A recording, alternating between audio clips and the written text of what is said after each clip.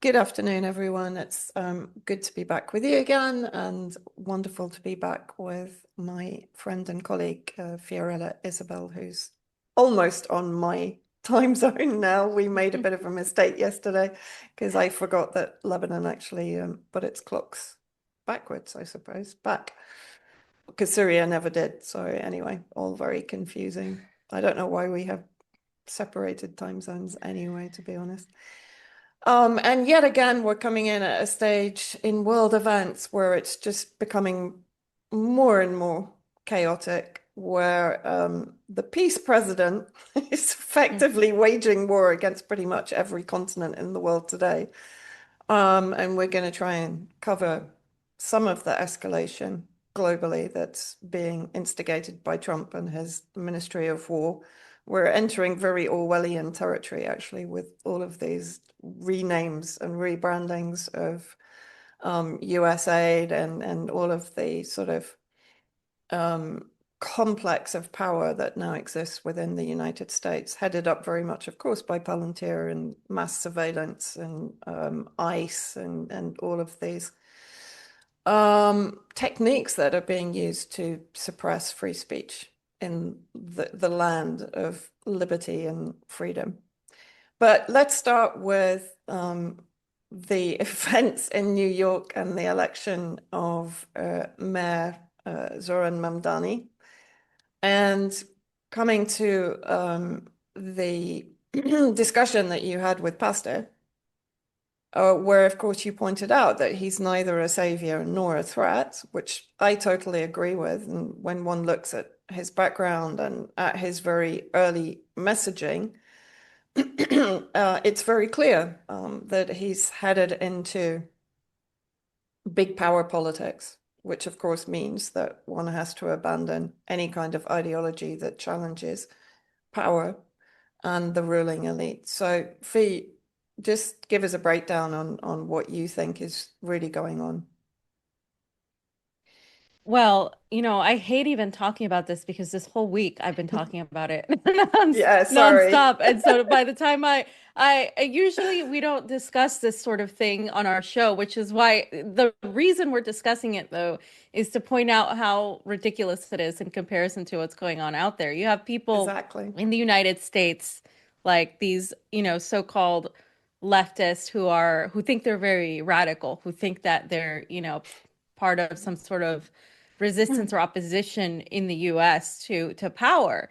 And yet they're supporting the Nepo baby, which is like the child of a very wealthy person. They're supporting this guy who came from wealth, who comes from this background of I would say, a background of not just intellectual, but just not necessarily this gritty working class background they're making it out to be. And as Vanessa stated, he really didn't go away from that. You look, everybody can come from any background and actually walk the walk. Say do an action that thinks that they're saying. But this guy from very early on, he surrounded himself with the likes of Alexandria Ocasio-Cortez, who I call AOCIA, Barack Obama, Elizabeth Warren, the political elite in the United States in the Democratic Party. And so the point that I'm trying to make is that he is just a different brand of more of the same of that. And what a lot of these people still haven't learned, because I've been repeating myself for 8 years now, is that this is just another face, the latest, fashion attire of the season for this brand of progressives, and they like to label themselves, and I'm so sick of labels at this point, but they like to label themselves as a socialist. He's self-labeled a socialist. He is backed by Soros, and not just, George Soros and his son Alex Soros, who by the way wrote a piece, or shared a piece, excuse me, he shared a piece from Haaretz that said Israel is not committing genocide. And so that's the stance that he's being supported by. And the first thing he did when he won as mayor against Andrew Cuomo is he went out there and basically said that he's going to fight anti-Semitism because, there was a swastika that was painted outside the window of, I don't think I was a school or something. And that he decided that that's the first thing he's going to do, that So he's going why to not just fight. say you're going to fight against extremism and Nazism? Like, why do you have to bring in the anti-Semitism messaging? Because it's a You virtue know, signal, yeah, right? of To course the it is. Yeah. people of New York. And let's be real, the New York is full of Zionists. I mean, this is where Mm, they're coming into illegally occupied Palestinian territories, and they're buying up the buying they're taking this land.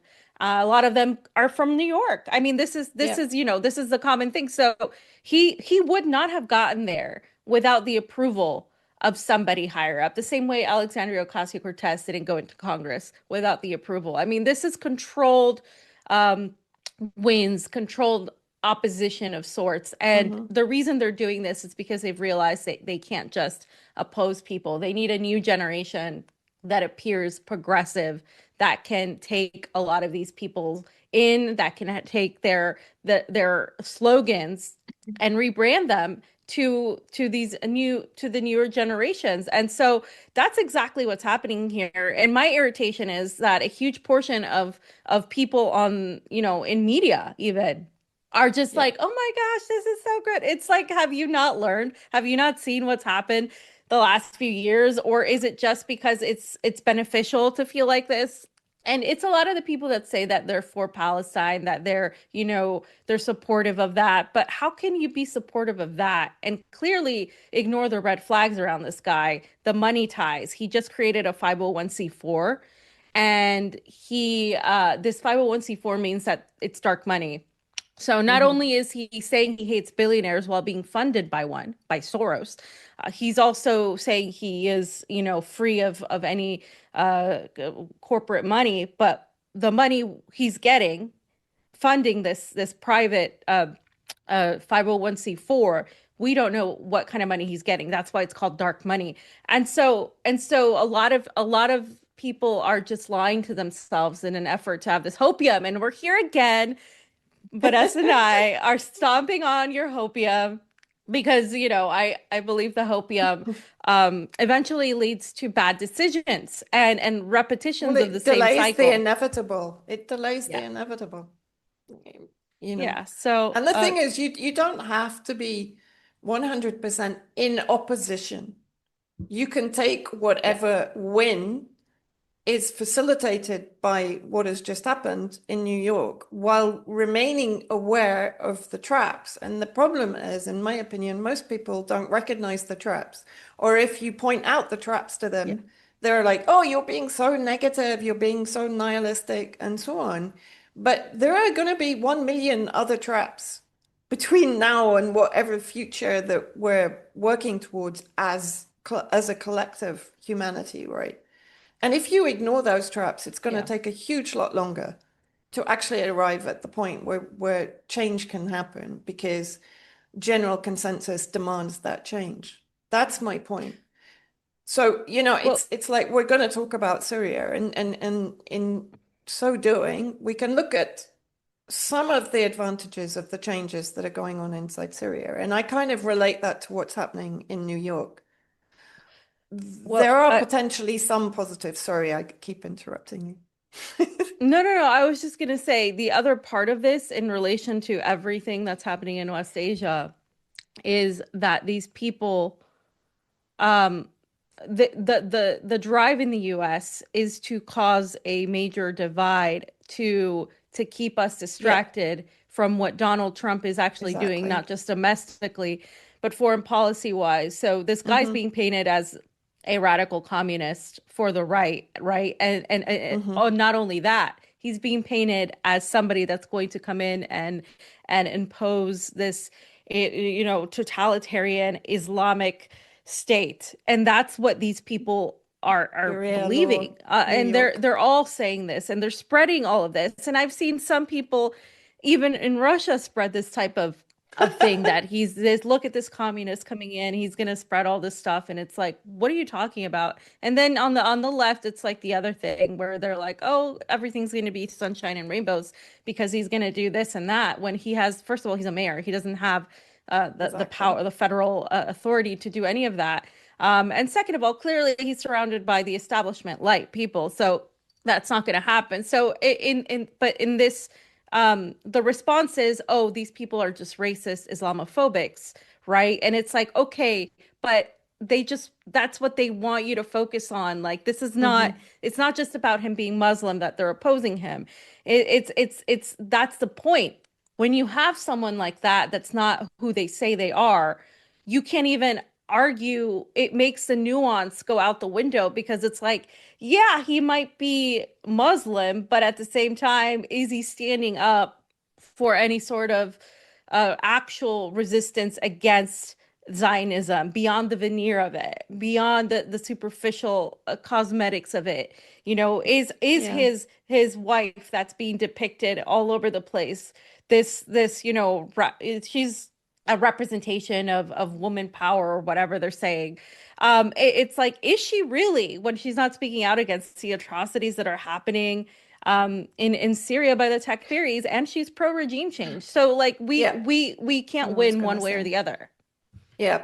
And I think also what's really important, those that support Palestine but don't support the end of Israel don't really support Palestine, because what that actually means is that you're supporting Palestinian victimhood. You're only supporting Palestinians when they're victims of whether it's apartheid, whether it's genocide, whether it's just a daily death toll by the Zionist entity, both in the occupied territories, West Bank, and in Gaza, right? And then regionally, also in Lebanon, because not forgetting there are Palestinian refugee camps from 1948 onwards here in Lebanon. There are Palestinian refugees in Syria that have been targeted since the regime change war began against Syria, right? And yeah, his wife, Rama Douaji, who's American Syrian, but grew up, I think, as far as I know, in the UAE, which of course is a number one ally of the Zionist entity and was created as such by the British. The British created Saudi Arabia and UAE to both develop a Wahhabi influence, so a Muslim Wahhabi influence that is aligned with Zionism. So him being Muslim doesn't necessarily mean anyway that he's going to support any kind of resistance against Zionist expansionism in the region by any means, by any stretch. He could easily be, pro Wahhabi, pro alliance, pro normalization with Israel to bring in the whole GCC complex to overwhelm the region and to break down Syrian history, heritage, and culture and build Dubai and Damascus, right? That could be very easily what he's pro. Most Muslims in America follow that kind of line because they want to enter the elite circles, which is what he's in basically. And so immediately that has to raise questions. And I'm sorry, if you're supporting Palestinian victimhood, forget it. We're past that stage. You know, we're at the stage where the whole region is effectively at war against the United States and the Zionist complex. And if you're basically softballing with Zionism, then you're useless, to be honest.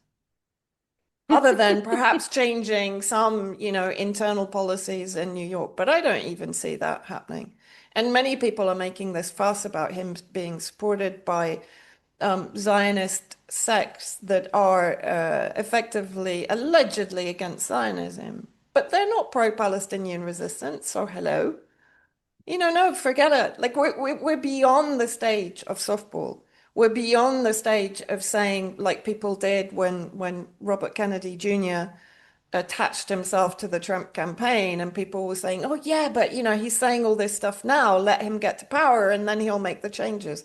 Yeah, right. We're still waiting, and the genocide is still ongoing. So we need to stop this, really, because it's honestly a waste of breath and a waste of time. And I'm kind of with you on this. I don't want to talk about kind of the terms we use, the politics people have, because it's meaningless now.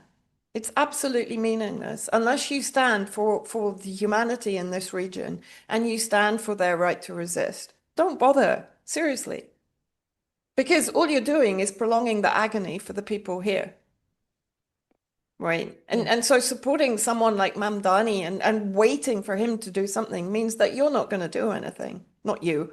I mean, whoever is supporting him isn't going to Yeah. do something because they're going to wait for him to do something and it's never going to happen. And a year down the line, people are going to, be scratching their heads and saying, well, why didn't he do anything?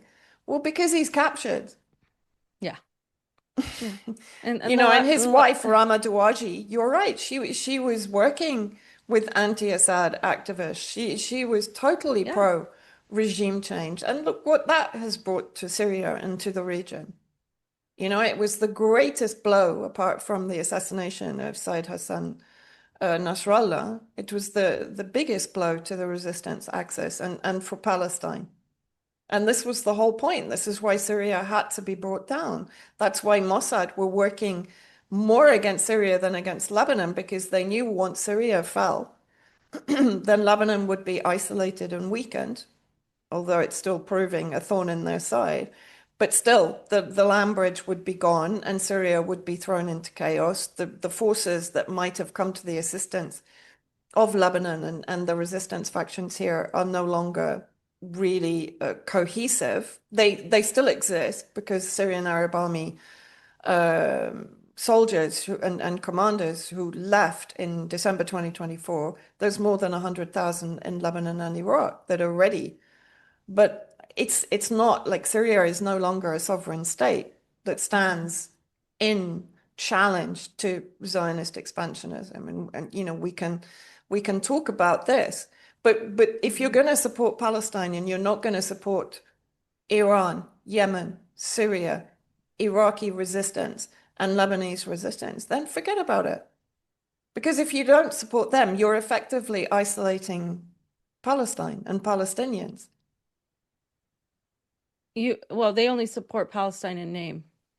Like Yeah, so the and last point I victimhood. want to make about these people is exactly like they and this is very Western centric, okay? It's not just the United Mm, States, but it tends to be generally the majority of yeah. Europe and the UK.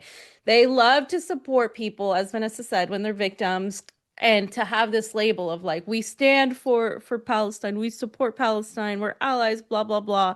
But when it comes down to it, really, if the war were at their doorstep, they would in they would just completely not be those people. They can do it as long as they can say the slogans, as long as they can Hmm. chant whatever they need to chant. And I'm not trying to be like mean, but this is a reality. I've been around these people. I've seen it firsthand in the world of activism in Los Angeles. They like the slogans, they like the banners, they like the posters, but when it comes down to it, they don't really dive deep into the region, the history, the just the knowledge, the understanding from the perspective of that side. They want to impose their belief of what it is to help, of what it is to just support. But it is only in slogans. It's not really real, and that's why they don't make the effort to actually understand why you can't support Palestine and also ignore everything else that's there, or also be this pro-regime change in Syria type of character. Because if you understood how things work and understood how everything is connected and how these are all the same people oppressing the people of the region, then you wouldn't need to make those crazy like weird divisions. You would just understand like this is what that means. And so they don't understand that because they don't really want change. They just want to talk about change. They want to worship the next person to do something, and they just want to vote and think that that's going to change anything. And we're past that.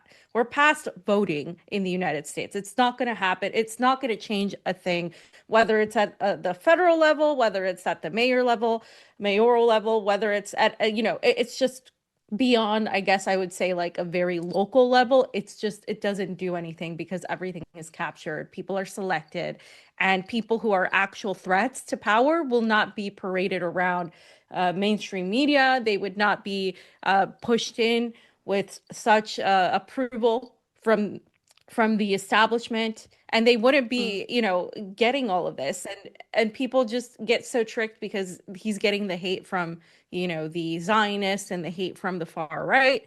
But that's exactly why he's there. That's exactly what they need. They need people to just talk about him and not talk about what's actually happening in the region, while we're all focused on him and what Donald Trump is doing by now threatening Iraq, by Hmm. Israel pivoting towards a Lebanon and continuously attacking them. Not that they ever left, because this whole time, Vanessa, this whole No. time, well, there's been constant attacks in South Lebanon, and we can talk about that because this is what people like continuously ignore while they're saying rah rah rah, everything's great. We have a Muslim. It's really reminiscent of Yeah. Obama, right? We have a I black was going to president. say We it's have a a baby Obama.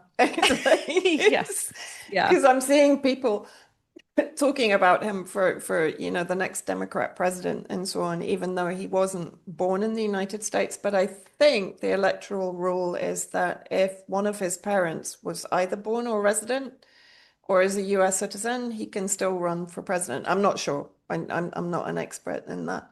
But even the fact that they're already messaging this just smacks to me of baby Obama. Like we-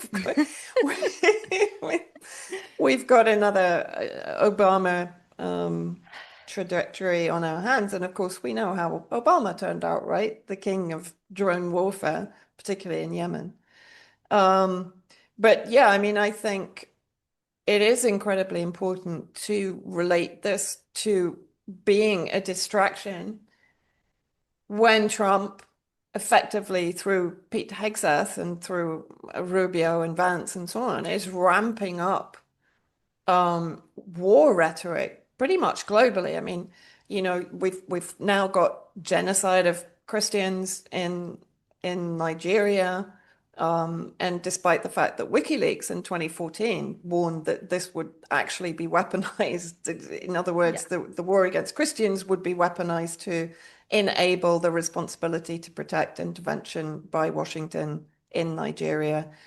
And Africa now is will come back to this, but it's definitely a theater of war right now. And of course, it's a theater of war also economically from a trade perspective between Russia, China, and the United States, and then the older colonial powers like France, particularly, and Britain, right? But if we look at what's happening here regionally, while all of this sort of Mamdani hysteria is going on in the United States, which is very much distracting away from what's happening here. You have Hegseth, who had a conversation with Abazi, the Iraqi defense minister, basically saying to him, look, there's about to be a regional war, and we're threatening you that if any of the resistance factions in Iraq get involved, you know what our response will be. It was a direct threat, which is quite extraordinary in the world of diplomacy to kind of say, look, we're going to unleash a regional war. He's not saying against who exactly, but he's saying if any Iraqi military factions, either within the official Iraqi military or within the resistance non-state actors, get involved, we're threatening Iraq. We're not threatening just the resistance, we're actually threatening Iraq. So this was, in effect, a declaration of war, right? At the same time, they're ramping up rhetoric in the region. Tom Barrack, the economic hawk, Trump's envoy in the Middle East, along with, God, I can never remember her name, Morgan Ortagus, who's one of his kind of hangers-on who appears with him at press conferences and so on, has effectively washed his hands of Lebanon now. He's given Israel the green light to do what they have to disarm Hezbollah, because effectively Trump's policy hasn't worked, which was to get the military in Lebanon to disarm Hezbollah on behalf of Washington, Israel, and Saudi Arabia. Saudi Arabia was using economic pressure by saying it would provide the money for reconstruction if Hezbollah disarms. They're trying to shut down the independent banking in Lebanon, the independent banking system that is affiliated to Hezbollah that works on a non-usury system. So you can take a loan, you don't pay any interest, and you pay back the loan in full. Usually people take in gold, they take a loan against the value of the gold, and then when they pay back the loan, they get their gold back. So of course the West doesn't like this because it wants the IMF in, it wants the country totally debt enslaved. That's why And he was maligning it, right? In yeah, this yeah, speech he yeah, gave, he absolutely, was yeah. just saying, Oh "Oh, they yeah, don't yeah. even No, have I a." mean he's used terms, he's called Lebanon a failed state. He's called the Mhm. Lebanese animalistic. I mean the Orientalism and racism in his addresses to the Lebanese He's is quite Lebanese. extraordinary. Yeah, his background is Lebanese. He's from Lebanese trading family, nothing special, right?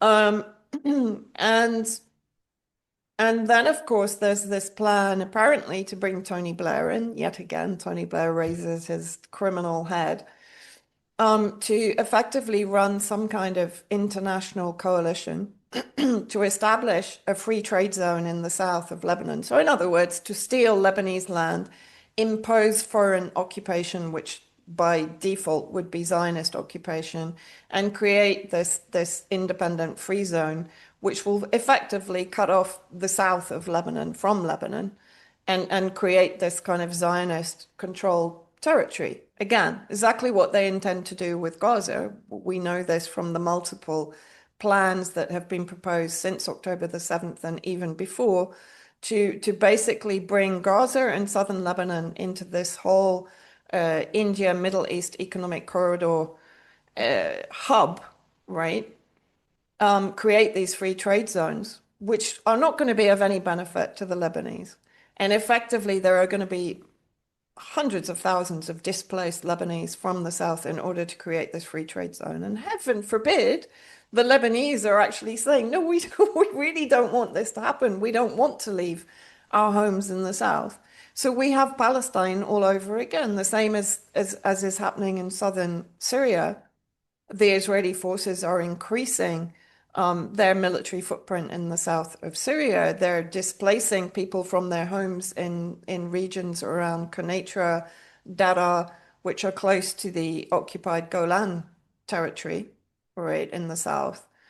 Um, and now we have this situation where Barak is washing his hands of it because they haven't succeeded through diplomacy, whatever their idea of diplomacy, coercion, threatening, intimidation, bullying hasn't worked. So now basically they've given the green light to Jerusalem, that's his terminology, to effectively come in and disarm Hezbollah.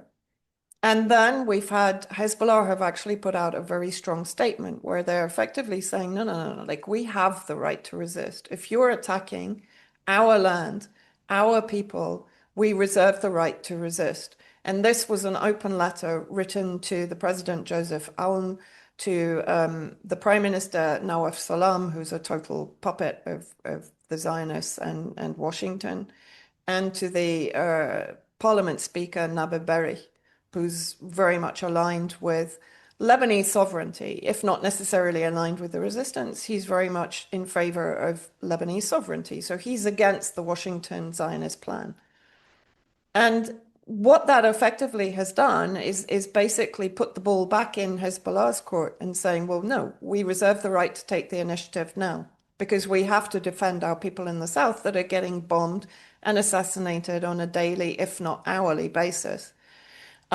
And then, of course, a few days before that, Joseph Aoun had actually told the army to start preparing to defend Lebanese territory.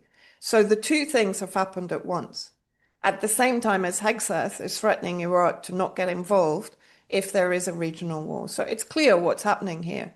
Hezbollah, I don't think, would put out this kind of statement unless they had intelligence that a war was being planned, and therefore they had to prepare and make a statement where they publicly say we are going to defend ourselves. So they're preparing also the other factions in Lebanon for what is going to happen, which is, to a degree, they have to, because Hezbollah is also part of the political process in Lebanon. So they have to be very clear about their strategy and their plans to a degree. Of course, they're not going to say exactly what they're going to do or where they're operating from, etc. And since then, what have we seen? We've seen an increase in the Israeli bombing, particularly of villages in the south, where they've forced evacuation of the residents to 500 meters away from the areas where they're bombed. They're making the same claims that everything they're bombing is housing Hezbollah. Exactly what they did in Gaza. Everything was Hamas, so they bombed everything and obliterated everything. And so the intention is, of course, to whether it will go to a full-scale war, I don't yet know, in all honesty. I don't know whether Hezbollah will still try to contain it. But if it does go to a full-scale war, then there is potential for bringing in Yemen. There is potential for the Iraqi resistance getting involved because, of course, this is the big threat to Israel, is that they perceive that the Iraqi resistance might enter through Jordan and arrive at the Jordanian-Israeli border and be able to target them from there. There's also the former Syrian Arab Army in Iraq and in Lebanon that at that point might get involved, because then you also have the Takfiri element, the Jolani element in Syria that Israel and Washington might deploy against Lebanon. So, we're entering a very pivotal moment. And at the same time, Reuters reported yesterday that the US now is going to return to Syria, but to Damascus. And from October, they've been using the C-130 planes, the transport planes, coming into the Mezzeh air base, which was a former Syrian military air base to the south of Damascus. So effectively, what does this mean? This means that Trump is sending troops into Damascus to support the Israeli project, right? And in my opinion, if there is a war against Lebanon, then America will be placed. So you'll have the Israelis in Mount Hermon, which is the highest point on the Syria-Lebanese border, the US in Damascus at an air base, so presumably they're going to be bringing in air power to there, and then also at Al Tanif. So that entire line from Lebanon across to the Jordan-Iraqi border will be under the control of Israel and the United States. Now, my question in all of that is, where will Russia be in Yeah, all? And good I was question. going there because it's interesting, the sequence of events that have been happening with Russia and the meetings with Jolani and the meetings also with Israel and the clear designation of that their bases will be protected. What does that now say in terms of how Russia is responding, say, to Iran, to Venezuela?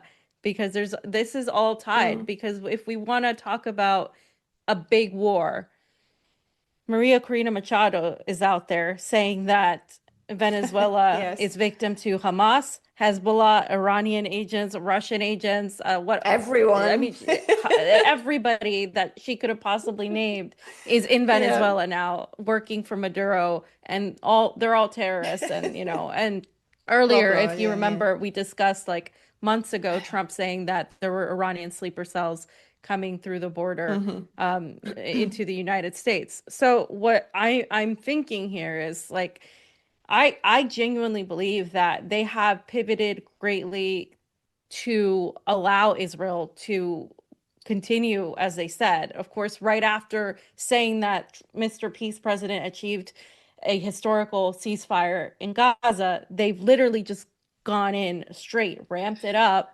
And now, right, the focus is Hezbollah. Because a lot of people were surprised that it wasn't Iran. But it's not surprising at all, because Hezbollah has been very effective at destroying the Zionists, right? And so and so it seems like to me that they're trying to arm themselves at various points, including Iraq. And they're very threatened by the unity. And what Mhm. really irritates me is that none of this would have been possible without the fall of Syria. Everything you just mentioned Yeah, would not have been possible if Syria was still of standing, course. Yeah. And so this is now, we're looking at the sequence of events as the progression of the Greater Israel Project in Hmm. conjunction with the United States simultaneously aiding Israel and also attacking the Latin American resistance sectors that are left, Yeah. including Venezuela. Yeah. That So are where does aligned Russia with come in? Iran. So this is very important, right? Yeah. Um, and absolutely right. And I think what is really interesting, one, you've got Jalani, Ahmed al-Sharaa, as he's been rebranded to get the bounty lifted off his head, right?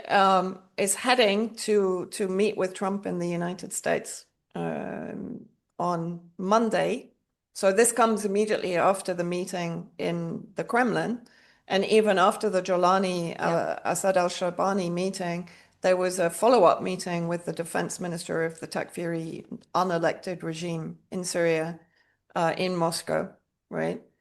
And as a result of that meeting, there are multiple reports, and I've sort of had it semi-confirmed by people on the ground in Syria that there is now potential for Russia to expand its bases to include Hama and Homs.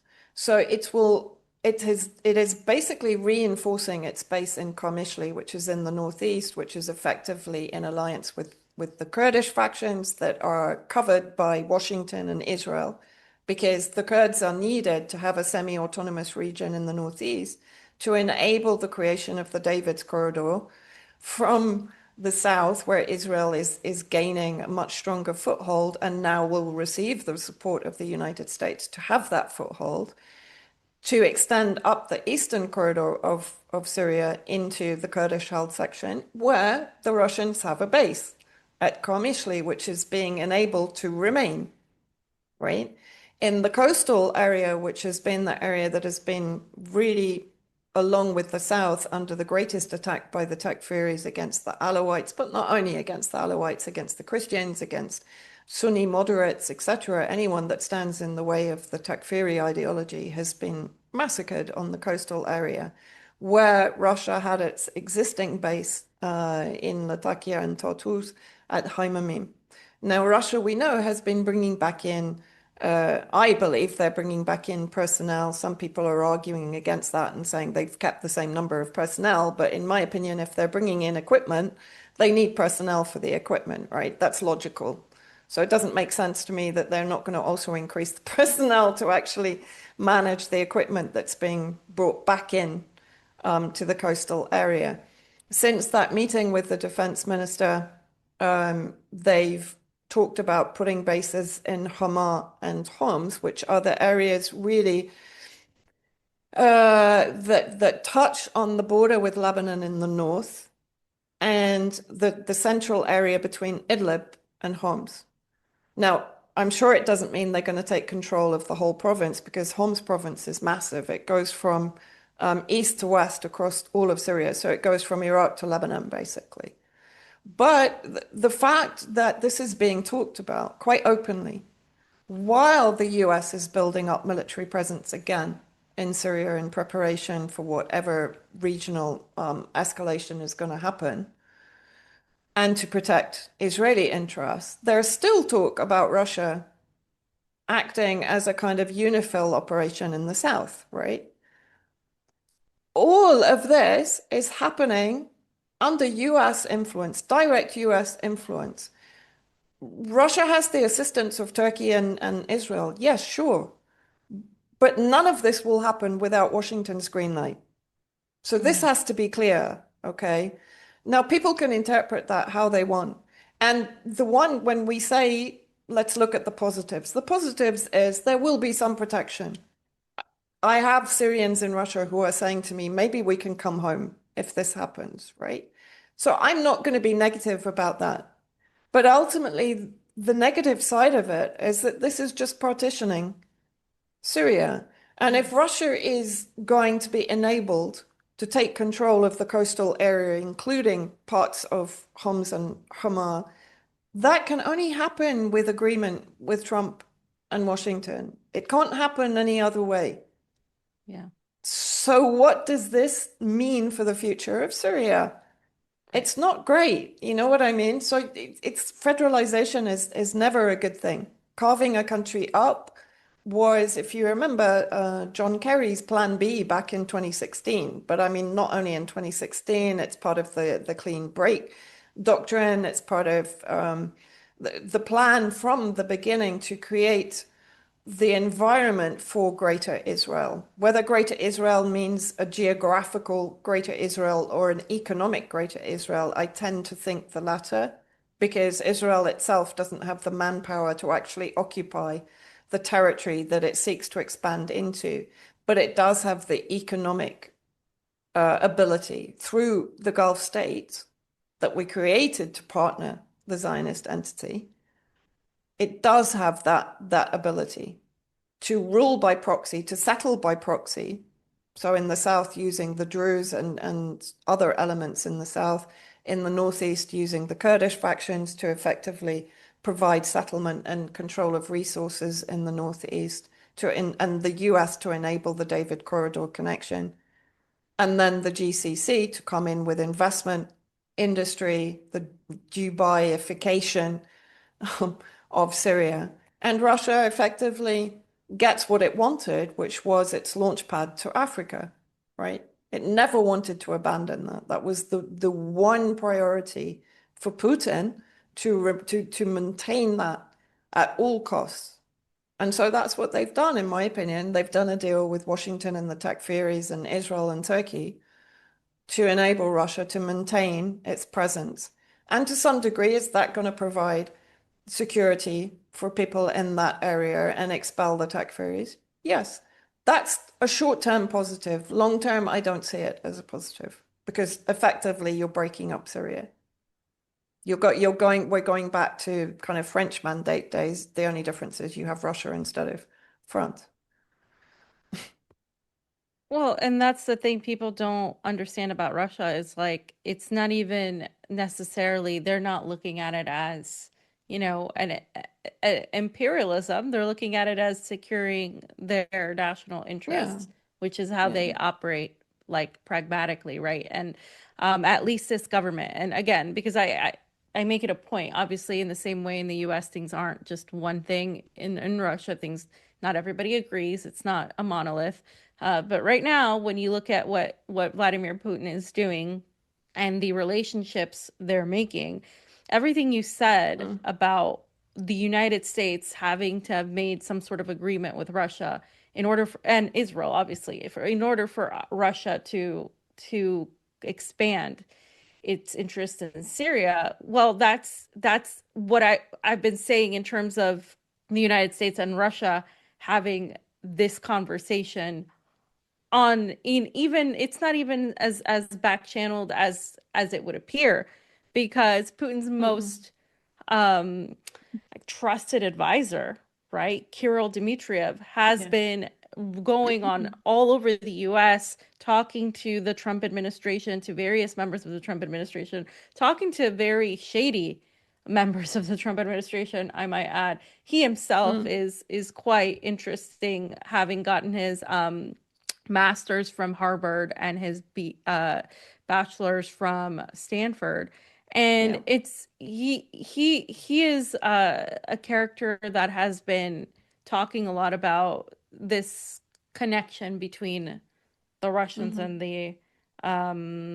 the Americans in terms of the Christian traditional values and all of Yeah. that. And it's interesting how at every constant appearance he's made or every comment he's made on X, he talks about how we're getting closer and closer to having an agreement between the United States and Russia. And a lot of Hmm. people, a lot of analysts in particular from Russia have been very hesitant to say that, because they're still very much on, oh no, Russia doesn't believe the United States. They're just they're just like giving them what they want to hear. Russia's plans are different. And this is the majority of the analysis from the Russian, like not Russian analysts, Americans or Europeans and Russia analyzing things. And they're saying, no, like Russia doesn't buy it, like, because the United States isn't serious. They don't want to end things with Russia. They want to continue this. And in a way that's true. The United States doesn't fully want to give Russia what it wants. But I think the bigger thing here is that it's beyond that. It's more of like Russia wants an economic transactional relationship with the United States. They want to normalize relationships with the United States. They want to be on equal footing with not just the United States, but the rest of the world. They want to be looked on as a world power that is equal standing and has the ability to really to be on equal footing, to sit at the table. They want a seat at the table, essentially. That's not coming from an anti-imperialist or revolutionary stance. It's coming from we want to participate in the global capitalist system and have that ability to be looked on as a power. That's a power player. And that's multipolarity, the way they're looking at it. Multipolarity is not, we're going to save Palestine, we're going to save Africa. In fact, that's the opposite of what's happening with Marwa's article that she wrote about Sudan and China. And I think that it's this, everything that's happening now kind of points to that in terms of how Russia is reacting to everything. So it does let me to question like how the way they would react in that situation in Syria is, sure, there's going to be some benefit for our allies, but also a lot of benefits for us and our continued expanded interests. That's just kind of like how they operate. Absolutely. And I think it's important to note that Kirill Dmtriev was also active during the first Trump administration. And we've also touched on this. He met up with Tony Scaramucci at Davos in 2017. He made the connections with Eric Prince, formerly Blackwater in the United States. Yeah. And I've always said this. The first Trump election, which kicked Hillary Clinton into touch, was masterful by the deep state because it threw the regional alliances into disarray. Everyone thought they could do a deal with Trump. And so when you look at how Dmtriev was operating, even then, even under the first administration with Trump, it should have been very clear that when Trump was reelected in 2024, the same thing would be happening. And his connections to Ukraine are also very important. He was born in Kiev, right? Yep. And when we talked about, and people poo-pooed it when we talked about it and said, Syria was part of the deal on Ukraine. So Syria would be let go on behalf of Israel and the whole Zionist bloc in order to facilitate some kind of deal and compromise in Ukraine. Well, you had Dmtriev for sure behind the scenes negotiating from this perspective with his Ukrainian roots and his Ukrainian connections, right? He's very well connected in the US. I mean, he was part of the US-Russia Investment Fund, which was established under Bill Clinton. So this is, you know what I mean? Like he has tentacles in pretty much every pie in the United States. And so therefore, if he's kind of Putin's Stephen Witkoff, then I think he's a very good indicator of what Russia's policy is. Otherwise, he wouldn't be in that position, apart from obviously he has familial ties and so on through his marriage and through Putin's family, his youngest daughter, I believe. So, there are those ties that probably sort of propelled him to the position he's in. But nevertheless, his policies have to be seen as a reflection of what Putin is trying to achieve. Otherwise, he wouldn't be given this ability to appear publicly on American TV with Lara Logan and so on. And I've seen him in the last week retweeting Tommy Robinson. He's very much Yeah. pushing the Yep. Islamophobic line, the immigrant line, the civil war line, actually, particularly in the EU and the UK now, because he's reposting Tommy Robinson and saying, well, you should be focusing on the Muslim immigrants that are facilitating these crimes and these grooming campaigns and so on.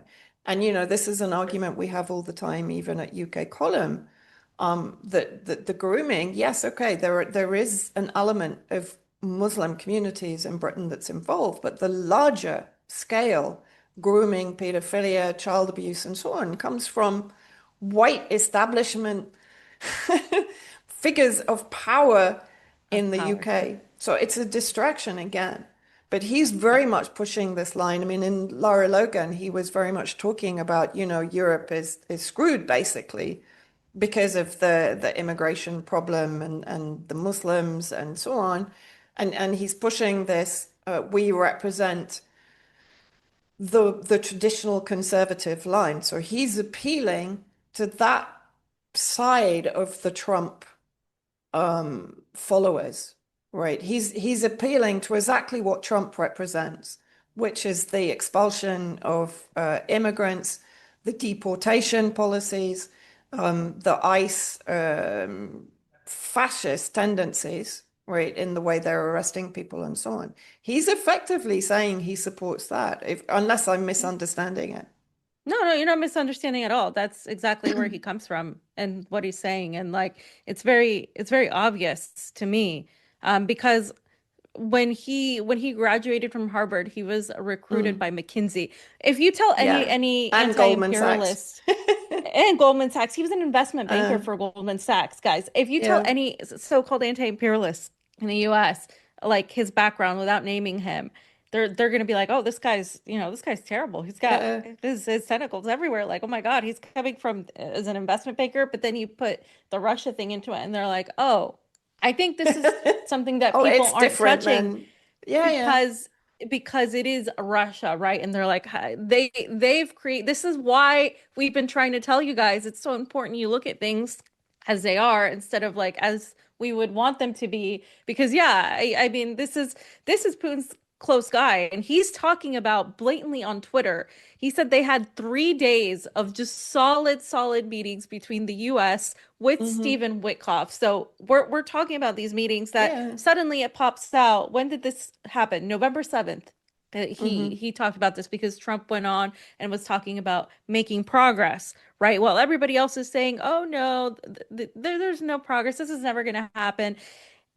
It's like they're focusing on this idea that Russia wants to attack the United States, that Russia wants to, defeat the United States' empire. Because on one end, you get I would say you get the Maria Saharabas and who are just, giving the sentiments, and she's very smart and she articulates things in a way that, makes Russia look like, okay, no, we're standing against this and we're doing this. But at the same time, is it truly an opposition? Not coming from Putin's main advisor. I mean, they constantly, ever since February, they've been talking, and even before that, but this year alone, they've been talking about economic cooperation in the Arctic.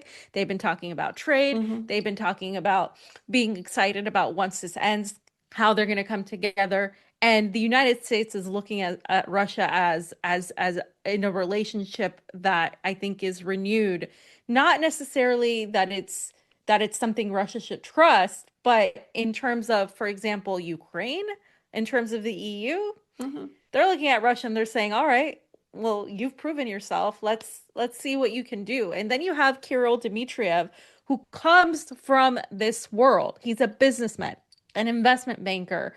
He's somebody that's been around not just Blackwater, but also BlackRock. His company was tied to BlackRock Yeah. as well. I mean, he's got all of the He things ticks that all we the would boxes, basically. Yeah. all of the boxes, everything Yeah. that we would criticize, including the World Economic Forum. And so then you And have Davos, him yeah, exactly. Exactly. expound he's spouting all these things that you're talking about, but he's also doing it in the United States. So he's also commenting on, Mamdani's victory. He's also saying, New York is going to turn into this chaotic state where, he's giving those, I would say, dog whistles is the word Hmm. to the far right in the US and the UK. And then I'm thinking to myself, like, okay, I get the attempts at connecting I would say the Christian values or whatever, even though that's a very superficial thing to just say it, because in all honesty, in Russia, like the outside of the establishment, I would say here that the status quo government, the majority of people aren't particularly religious. That Hmm. the Soviet Union wasn't a religious government at all. So there's, yes, there was like a counterweight to it with the Orthodox, but the majority of the youth aren't like religious. So it's interesting. It almost kind of mirrors that aspect. And so it's kind of, again, we're back at what is the reality? Well, the reality is after living, in Russia for 3 years, you kind of get a sense of what actually is and what is being presented to people, whether Hmm. obviously this story that NATO spews about Russia, it just being entirely backward and not developed, and entirely Putin wanting to take over Europe isn't true. But on the other end, just the one-sided, oh, everything is perfect and awesome and everybody is in agreement. And it's just, it's just this vision that you get is also not valid. Um, Mm. so for me, it's not surprising to see somebody like Kirill Dmtriev, like reaching out to the U.S. like this. But a lot of people are very confused. They're like, I don't understand why this is happening. Like, why does Russia keep, promoting Earl Musk? Why are they like promoting all these like very problematic people that are just completely shady, in Russia? And I'm like, because they want this alliance, guys. Like they've been And talking about it it's, nonstop. yeah, and I think it's also very interesting. You mentioned that, if you didn't say who this was and you just presented their CV, people would be like, no, get out of here. But I've Yeah. actually seen anti-imperialist, pro-BRICS people condemn someone on the I'm not going to name names, but condemn someone on the anti-imperialist side just because of their background in Goldman Sachs. But this guy goes way beyond just Goldman Sachs. I mean, we're talking Clinton, we're talking McKinsey, we're talking Goldman Sachs, we're talking Harvard, Stanford. Anyway, I mean, two of the most heavily intelligence and weird ideology infested university in the United States, right? And then the Blackwater connection, Eric Prince, the Davos WEF connection. Oh, and by the way, he's involved in the promotion and the production of the COVID-19 vaccine, the Sputnik Yeah. V, right? So everything he does ties in to Agenda 2030, to all of the kind of WEF, Davos, ruling elite, transnational oligarchy, power grab, basically. Right. So it's sort of it's kind of difficult to walk back from that and say, yeah, but they're probably playing 5D chess, they're infiltrating like all of these. I can't That do would be that like anymore. Like I 20D can't chess. even. Like that's not 5D. That's like 20D chess. Like Can it's we just 20 stop with dimensions this in. whole idea, guys? Please, come on. Like, is this like we're getting to a relatively ridiculous point where it's impossible to actually say that anything else is going on here. I mean, he's going on American news outlets and talking about it, right? It's not. Yeah. And actually, I did. I know we haven't got too much time left, but I did actually also want to bring up the kind of breaking information that's tying Epstein into Putin and Epstein facilitating back channel negotiations between Ehud Barak and Putin since, I think it's since 2000 onwards, whatever, and then also discussing Syria and so on. I'd be interested in your take. My take is, um, are we really surprised that Epstein had connections amongst the oligarchs in Russia? No, not really. Was there a No. necessity for there to be back-channel communications between Ehud Barak and Putin? In my opinion, no, because from 1999 until now, and and until throughout the regime change war against Syria, even after Russia's intervention in September 2015, I think between 2015 and 2021, there were 49 phone calls between Putin and Netanyahu. Ehud Barak had multiple kind of meetings and phone calls with Putin. This is all recorded at the Russian government, the government websites, right? So I don't quite see how Epstein would be beneficial in arranging back channel communications when open channel communications were already in existence.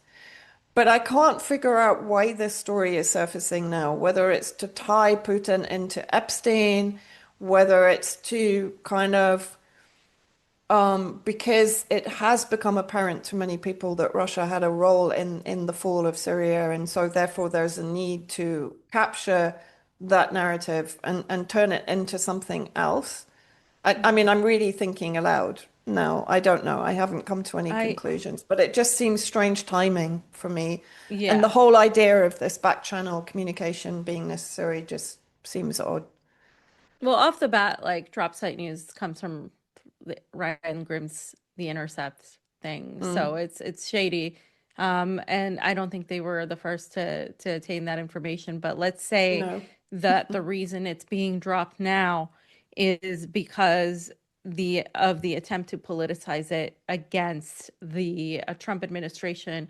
It could be Mm, in this way because if you recall, the people that wanted to talk about Epstein for the longest time were on the right, and they were bringing up the whole Epstein issue and Hillary Clinton and Bill Clinton's ties to Jeffrey Epstein for the longest time. And then when Donald Trump became president, there were always these um, beliefs throughout that he would release the Epstein files. Obviously, the yeah. first time he was president, the trial was still going on, but the second time he became president, then the he promised that he would do that, and he didn't. And he has been saying that there's no such thing, that there's no list.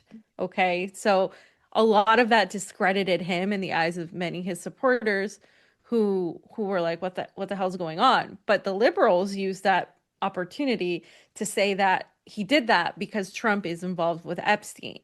And because of the Yeah. closeness now, the clear, like, I I guess, no, I don't want to say love affair, but almost the Attachment, clear, attachment. like, yeah, the attachment, just the good relationship, good rapport Yeah. between the United States and the Trump administration and the Putin. There could be in my opinion, in a very superficial way, a way to like try to say, oh, look, Vladimir Putin, who is tied to Donald Trump, who, because they are trying to end Yeah. this war. Look, he has ties to Jeffrey Epstein. Look at how this is, put in, and Lavrov's name came up, right, in this whole Hmm. thing. Um, so I do think that that's kind of where they're going, just based on where drop site comes from, more of the liberal and also just like the attempts of like saying only Donald Trump was involved with Epstein and Putinizing it, because still to this very moment you still have the just actual like hatred for Russians in general. And that's what's kind of crazy, because the EU just passed like new bans on Russian travel while all of this is happening. So for me, it seems like it's become like NATO, EU Mm. continuing to attack Russia versus like the Trump administration making deals and having conversations with Russia to end this. And I think that's how it's going to go until it actually does, until there is an actual done deal.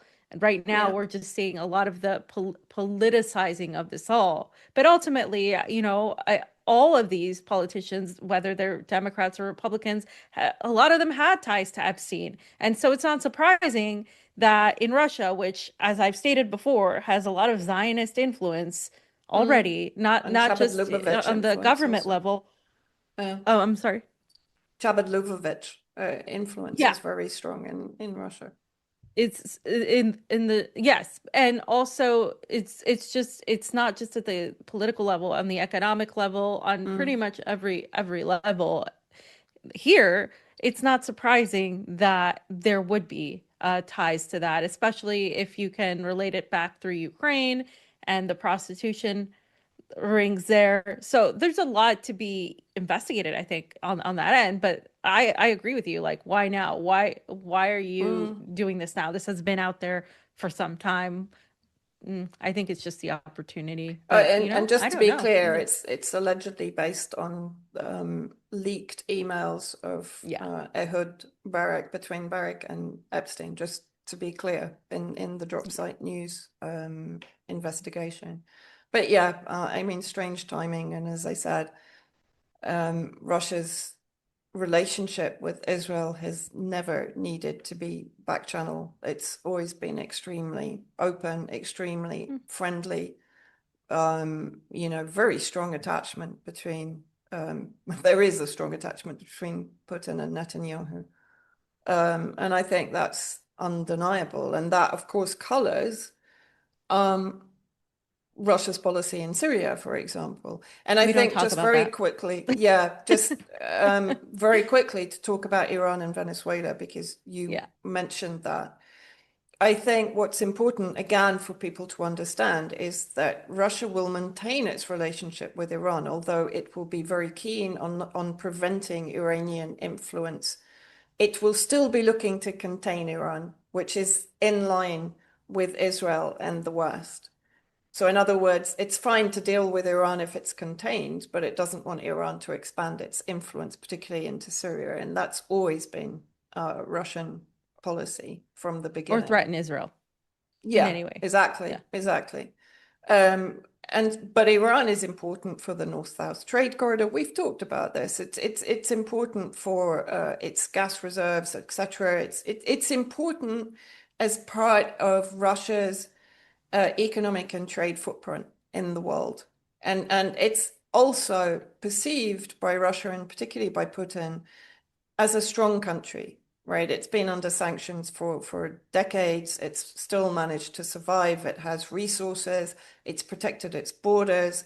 It's a strong country. So therefore, Russia will maintain it as an ally as long as it doesn't come into conflict with whatever Russia is trying to achieve as regards the Gulf states also, because Saudi Arabia is, again, Dmitriev is very involved also in the partnership with Saudi Arabia. Um, and the same goes for Venezuela. Russia will come Hmm. to the aid of Venezuela because Venezuela is an important ally in the collective Americas, right? It's an important ally from a resources point of view, but it's not going to come to Venezuela's aid because Venezuela is aligned with Iran. That's the difference. It's going to come to Venezuela's aid because Venezuela is important to Russia. And the same for China. Well, and I just want to say, like, I think the aid that it will come to, in my personal opinion, is going to be extremely limited. It's not Mm, going to be what people think, like boots on the ground. So there has been, I no. guess, Unless confirmation they that send Russia. Wagner or an equivalent. That could happen, Well, I yeah, guess. that's a possibility. Um, Mm. yeah, I get that's a possibility. I see that as being risky though. I just don't see that as being their thing. I mean, I guess if it got to that level where, that It was could be necessary. disguised as something else, though. I mean, the thing is Yeah. that Venezuela does have strong ties with Hezbollah, with the resistance axis. That Yeah. is also undeniable, and why shouldn't it? On principle, it's always defended. It's always been anti-imperialist. It's always defended the Yeah. oppressed in this region quite correctly. And so therefore it is allied with the non-state actors as well as the state actors in the resistance access. And there will be, I'm sure, technology supplied, training supplied by all of these factions for Venezuela if there is a threat of war. And Russia, there's talk of the air defense systems coming in, but are they going to supply the personnel to actually use the air defense systems? Because this was the issue in Syria. Yeah. The S-300s, which was very much contested by Israel. Israel did not want Russia. And Netanyahu actually had a number of meetings with Putin where he was saying, no, like, don't give S-300s to Syria. But when the S-300s were actually supplied, they were never actually used. They were used by Russia, but they were not used in defense of Russian facilities, but not in defense of Syrian Arab Army or Iranian or Hezbollah positions and personnel. And the Syrian army were using the relatively older technology, which they had been trained on and which they basically kept going throughout the regime change war and defended themselves very effectively against Israeli airstrikes for the entirety of those 14 years. So, I would still raise the question, if they are really supplying air defense systems, are they supplying the training? Are they supplying the personnel? Are they supplying, I presume they would supply the parts, all of that. I'm not saying they are definitely not supplying it, but I'm saying there is still a time lapse between delivery of those systems and when they could actually be used in defense of Venezuela.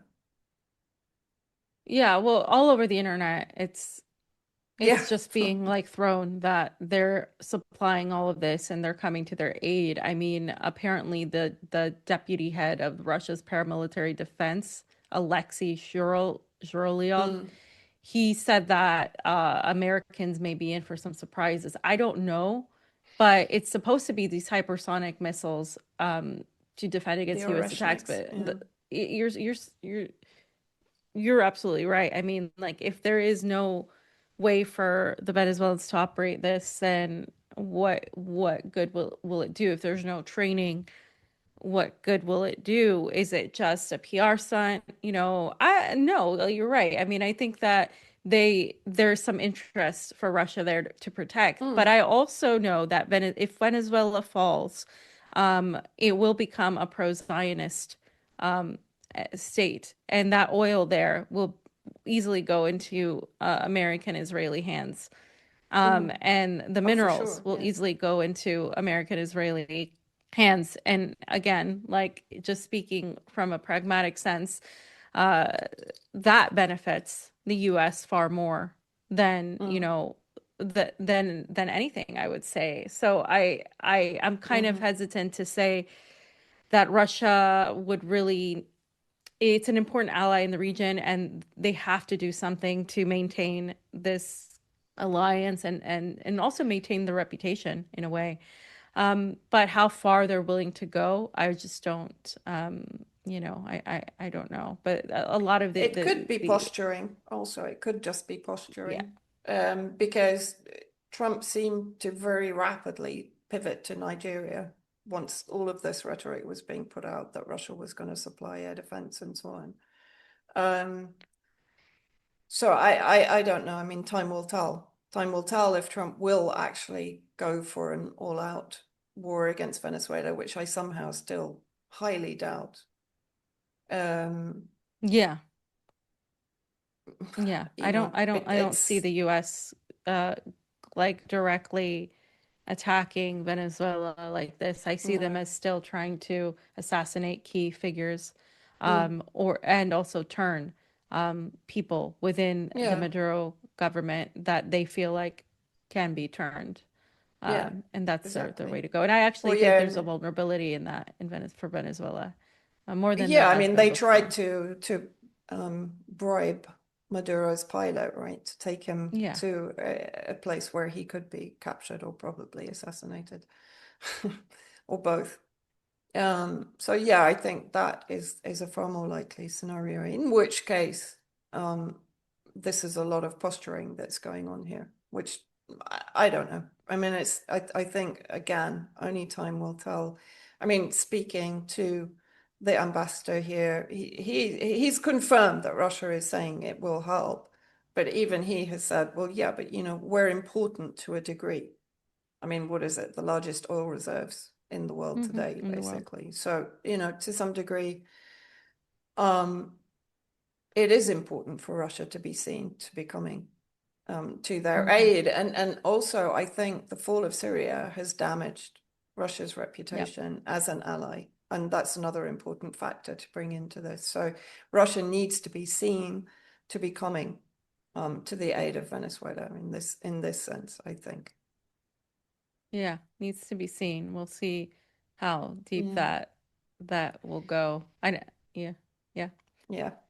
I think we Okay. managed to discuss mostly everything somehow. It's I don't always know like, how. oh God, how can we cram everything in? But yeah, I guess next time we could probably do a lot more on what's going on in Africa and Africa, yeah, Darfur absolutely. and Sudan and Nigeria, Mali, Eritrea, which I think is all part of the potential war against Yemen, by the way, because of course it's all the countries, not Nigeria or Mali, but if you look at Eritrea, Sudan, Somalia, it's all focused on the Horn of Africa, and that is targeting Yemen as far as I'm concerned. So be interesting to follow all of that also There's a lot to go into next that, time. especially from the Christians being attacked and that being used now by Yeah, the we far should right in the definitely talk US. about that. Yeah, They're we saying should they're definitely killing talk about that. Christians. Yeah, Yeah. yeah, we'll talk Never about that. mind that they're actually going to welcome the head of the Takfiris that have been ethnically cleansing Christians and Alawites and Druze in Syria, and he's coming to shake hands with Trump. And one last thing to leave people with. So, if Jolani is about to be absorbed into the anti-ISIS coalition led by the United States, so as someone pointed out on X, so Ahmad al-Shara now is going to go after Mohammed Jolani. That's how crazy politics are becoming now under Trump. Good. Well, we already have everything to discuss, so Next we need to do time. it next week. Yeah. Yeah, definitely. Okay, All guys. right. So thank you so much for sticking with us. Sorry if we took you off again into something that you maybe didn't want to hear, but hopefully, I think with kind of illumination of the traps, then we can avoid falling into them each time, and save time to actually focus on the things that will bring about transformation and change, positive transformation and change, because I don't want to use WEF language too much. But it's difficult because they've captured all of it. Anyway, Well, take care, everyone. Take care, Fee, and bye, we'll be everyone. back together very soon. Bye. Bye.